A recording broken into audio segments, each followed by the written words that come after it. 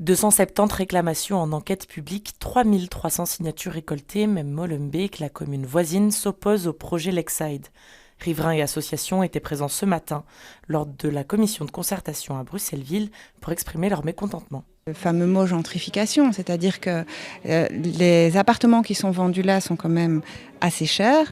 Pas payable, enfin moi je pourrais pas m'acheter un appartement là, soyons clairs, et ça a un impact aussi sur le prix des logements dans les quartiers avoisinants qui deviennent impayables pour leurs habitants historiques. Et donc on se pose tous la question de tiens, comment mes enfants vont pouvoir se loger? Des tours allant jusqu'à 145 mètres de haut, un parking souterrain implanté dans une nappe phréatique et seulement 3% d'équipements publics.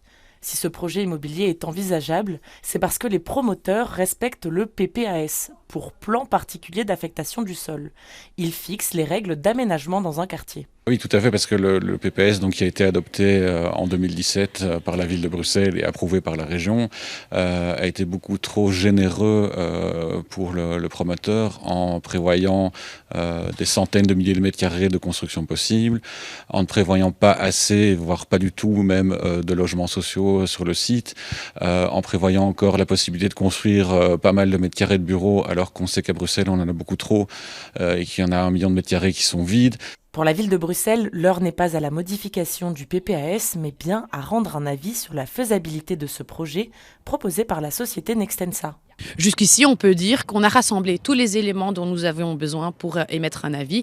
Mais comme ce projet, c'est un très très grand projet, les gens ont pris la peine aujourd'hui de venir et de prendre le temps de nous expliquer ce qu'eux ils pensaient de ce projet. Le promoteur a pris le temps aussi de réexpliquer ce dont il s'agissait dans ce projet. Donc la commission de concertation va prendre le temps pour rassembler tout ça et pour bien délibérer avant d'émettre un avis.